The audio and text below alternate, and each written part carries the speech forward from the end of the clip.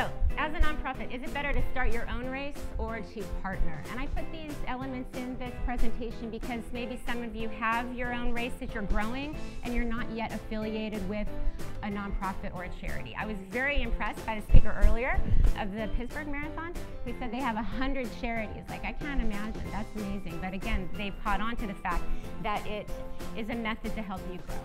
So the origins of our race is that our wish list was that we thought we would have about 250 people. That was what we had hoped. Come to our race. We have a ton of races in our community. Ventura County in California is between LA and Santa Barbara. So it's gorgeous, 70-degree temps, no feels like in the weatherman's language. Lots of races up and down the beach on our bike path, lots of trail races. So we do consider the area pretty saturated.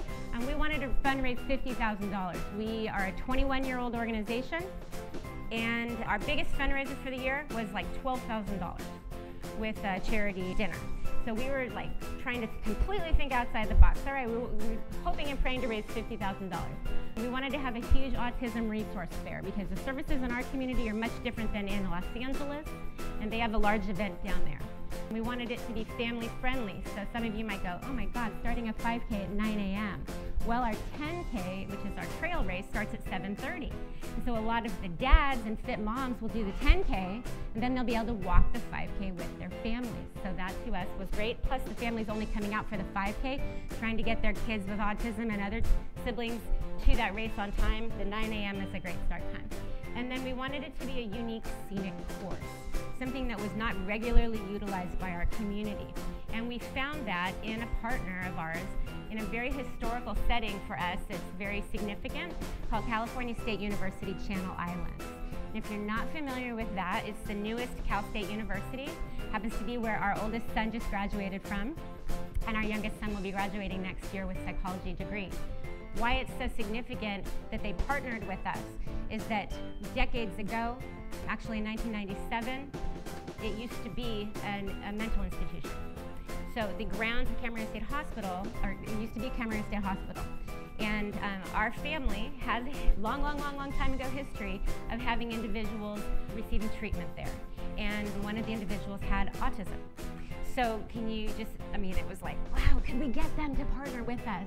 And we did. So that's another element to our success. Some of the perks of going with a race as well were that I had this idea to create a medal series. One that if someone missed one of the future year's races with us, that they would be bummed because they would have missed that piece of the puzzle. So if you ever look at symbols regarding autism, it's a puzzle ribbon.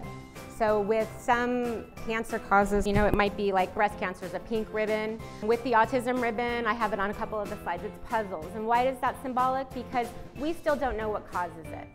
So we thought, let's incorporate the puzzle shape into our medal, and we did that.